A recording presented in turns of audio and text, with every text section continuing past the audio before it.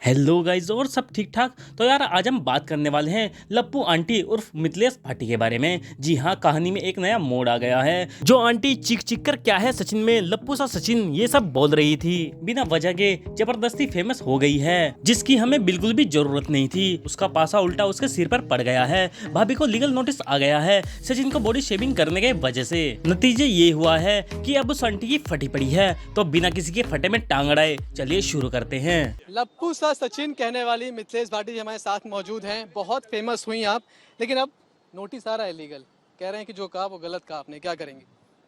कुछ नहीं करेंगे, जब नोटिस आ जाएगा जब देखी जाएगी। क्या करेंगे? जेल भिजवा देंगे, फांसी लगवा देंगे, काला पानी पहुंचा देंगे, उससे ज्यादा तो कुछ होता नहीं है। आंटी जी होता है, इससे ज्यादा भी होता है, पर वो हमारे भारत देश में नहीं होता, वरना तुमको पता चल जाता कि एक फिट जुबान निकालकर किसी को बॉडी शेम करना क्या होता है। अगर लीगल नोटिस आ रहा है तो आपको लग रहा है कि कुछ गलत आपने कह दिया, कुछ ऐसा कह दिया जो नहीं कहना चाहिए था? मैं तो नॉर्मल वे में वहाँ खड़ी थी, मुंह पे माइक लगा तो मेरे जो मुंह में आया मैंने बक दिया, और वो दो शब्द कहे हुए इतने वायरल हो गए। आंटी जी वो दो शब्द नहीं थे, 20 टीवी चैनलों पर 10-10 बार बोला है तुमने, तब जाकर वायरल हुई हो तुम। जो कहा है आपने अभी भी, क्या उसको आप रिपीट कर रही हैं? क्या कहा था आप दोबारा? इसलिए ये आंटी अब नहीं बोलेगी, इसके नाम का लीगल नोटिस जो आ गया है, फटी पड़ी है अब इसकी। और फटे भी क्यों ना, कानून के आगे तो अच्छे अच्छे की फट जाती है। पूछो क्योंकि अब नोटिस आया है, तो उसके जवाब में आप क्या कह रही हैं? क्या आप फिर से वही बात दोहरा रही हैं?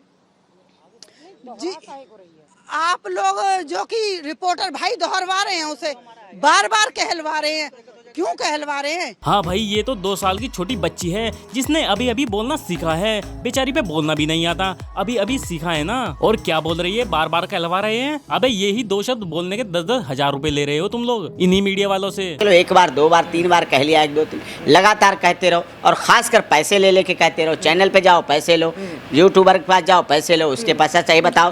लेकिन 10-10 हजार रुपए की मांग होने लगी कि भाई इंटरव्यू के लिए 10 हजार रुपए चाहिए। हमने एक सहयोगी से कहा कि भाई इंटरव्यू दिला दो, तो अपनी बड़ी बहन का नंबर दिया, फिर कहा कि भाई 10 हजार रुपए देंगे। क्या जमाना आ गया है, ये गोदी मीडिया खुद पैसे लेकर दिन रात नेताओं की चापलूसी करती फिरती है, और आज वो इनको 10-10 हजार रुपए दे रही है सिर्फ 2 शब्द बुलवाने के। बंद करो, हाथ जोड़ के मैं गुजारिश करता हूँ। और सामने भी आएंगे, देगा वो आएगा साथ। ये भी कहा जा रहा है कि शायद आपको जेल जाना पड़े। कोई बात नहीं, जेल में भी इंसान ही जाते हैं, जेल में भी इंसान ही जाते हैं। अबे ऐसा मत बोलो कि जेल में इंसान ही जाते हैं। अगर पब्लिक का मूड घूम गया ना, तो कहीं तुम दोनों को खुजली वाले कुत्तों की जेल में ना फिकवा दे पब्लिक। जेल जाने को तैयार हो आप लोग? बिल्कुल तैयार है भाई।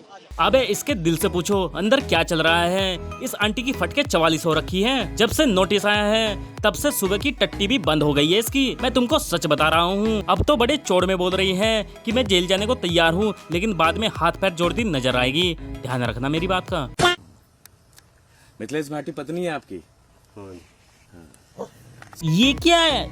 ये तो टट्टी है भाई। हाँ भाई यही है, लप्पू आंटी का पति। मैं नहीं मानता। हाँ भाई जो भी है यही है। अब तो मतलब इस बंदी ने हिपोक्रेसी की भी सारी सीमाएं पार कर दी हैं। मतलब कि वो 22 साल का लौंडा जिसको तुम लप्पू सा झिंगोर सा ये सब बोल रहे हो, अगर वो 6 महीने जिम चला गया ना, तो ऐसी बॉडी बनाएगा कि 36 गाँव के लोग उसको पहचान नहीं पाएंगे। लेकिन ये अबे 60 साल के बुड्ढे को लियो फिर रही हो। दूसरों को बदनाम करने से पहले अपने वाले को तो एक बार देख लेती। आंटी एक बार यही सोच लेती कि मैं इसकी इतनी मजाक बना रही हूँ, इसके बारे में इतना उल्टा सीधा बोल रही हूँ। अगर किसी दिन इन्होंने मेरे पति को देख लिया तो क्या वो नहीं उड़ाएंगे मेरा मजाक? क्या वो नहीं बोलेंगे मेरे हस्बैंड के बारे में उल्टा सीधा? लेकिन नहीं, इसको कोई घंटा भी फर्क नहीं पड़ा उस टाइम। अब ले ले मजे। नहीं, ये फीलिंग नहीं है जो हस्बैंड के साथ किया जा रहा है ना, उसका थोड़ा दुख है। अच्छा, जब तक सचिन के बारे में उल्टा सीधा बोले जा रही थी तब तक तो सब बढ़िया चल रहा था, लेकिन जब लोगों ने और गोदी मीडिया ने इसके 60 साल के बुड्ढे दादाजी को दिखाया, तब इसको इस बात का दुख हुआ। हम भी दुखी है भाई इस बात का, तो क्योंकि कुछ लोगों ने उनको टारगेट किया। तो आदमी देखिए, खेतों में काम करने वाला नॉर्मल है, कच्चा बनियान में भी करेगा,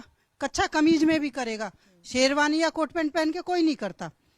मेरे हस्बैंड पढ़े लिखे नहीं है ज्यादा, मेरे से भी कम पढ़े लिखे हैं। अबे ना समझ औरत, हमें कोई दिक्कत नहीं है। तेरा पति जवान है या बुढ़ा, किसान है या बिलियनर, कोट पैंट पहनता है या कुर्ता पैजामा, पतला सा है या मोटा सा, कोई दिक्कत नहीं है हमें। वो जैसा है हमें घंटा फर्क नहीं पड़ता। हमें दिक्कत है तो बस इस बात से, जो उल्टी सीधी बातें तूने सचिन के बारे में बोली है, अगर वही बातें कोई मर्द नेशनल मीडिया के सामने आकर किसी महिला के बारे में बोल देता तो दंगे हो जाते, मोर्चे निकल जाते, सारी महिलाएं धरने पर बैठ जाती। उस मर्द को तुम लोग शर्म करो यही बोल बोल कर फांसी पर चढ़ा देते। जीना मुश्किल हो जाता उसका। और यहाँ क्या हुआ, यहाँ हुआ बिल्कुल उसका उल्टा। किसी मर्द को बॉडी शेमिंग करने पर इस आंटी को उल्टा सेलिब्रिटी बना दिया बेटी चोदो। इसको बड़े बड़े शो पर बुलाया जा रहा है, इंटरव्यू लिए जा रहे हैं, इसके नाम की तालियां बज रही हैं। मुझे तो लगता है कि कुछ नेता लोग इसको अपनी पार्टी से टिकट देकर इलेक्शन न लड़वा दें। अबे शर्म करो। इस आंटी के लिए तालियां नहीं गालियां होनी चाहिए थी। जैसे कि महिला और पुरुष एक समान हैं, तो वहीं पर आदमी द्वारा किसी महिला को बॉडी शेमिंग करने पर जो कुछ एक्ट आदमी के ऊपर लगाए जाते, वही सब एक्ट इस आंटी पर लगाए जाने चाहिए, तभी सही फैसला होगा। इस आंटी के साथ क्या होगा वो तो पता चल ही जाएगा। तुम लोग बस एंजॉय करो। तुम लोगों को अगर ये वीडियो अच्छी लगी होगी तो लाइक करो, कमेंट करो, और जिसने इस चैनल को सब्सक्राइब नहीं किया वो ये लाल वाला बटन दबा दो और देखते रहो। शांत पर्सन तुम्हारे भाई का ही चैनल है।